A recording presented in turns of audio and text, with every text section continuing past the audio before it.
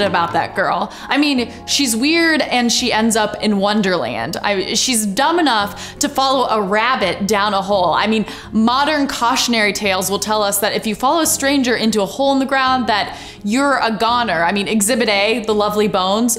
But the immersion into the fantastic, the complete loss of the familiar through the rabbit hole into Wonderland draws dreamers in time and time again.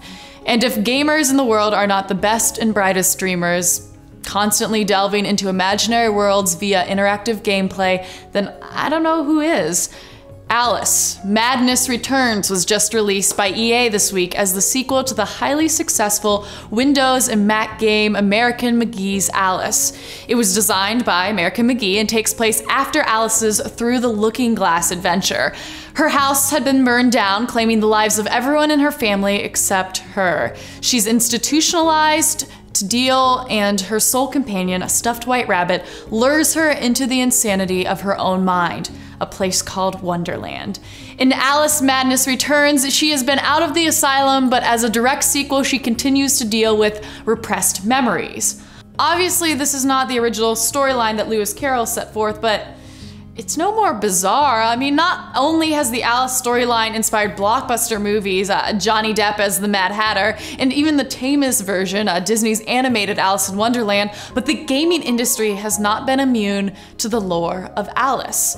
Alice-based games have been with us for over 2 decades. Developed for the Commodore 64, an 8-bit home computer, a 1985 game called Alice in Wonderland. It was an action puzzle game released for the system.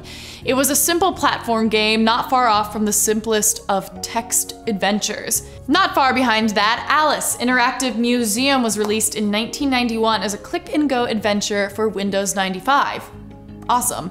But beyond prescribed computer adventures, we saw Alice in Wonderland, a platform game by Nintendo for the Game Boy Color in the year 2000. Happy New Millennium. In this one, Alice was pretty much the blonde, rabbit hole falling down dame she was in the 1951 Disney movie.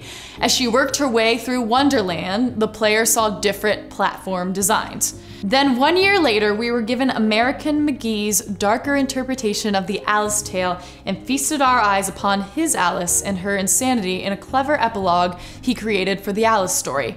Last year, Disney attempted to capitalize on its new Alice movie, which for some reason was released in 3D, the movie was, by releasing an action-adventure video game called Alice in Wonderland for the Wii, Nintendo DS, and Windows PC. The movie's reception was mediocre at best, and the same applied to this game, but Alice has inspired dozens of other video games and has made a cameo in several, such as Nintendo 64's game Chameleon Twist and 2009's A Witch Tale for the Nintendo DS. Still, we don't know why all the madness surrounds this girl, but one thing is for sure, her world intrigues us, gamers and dreamers alike.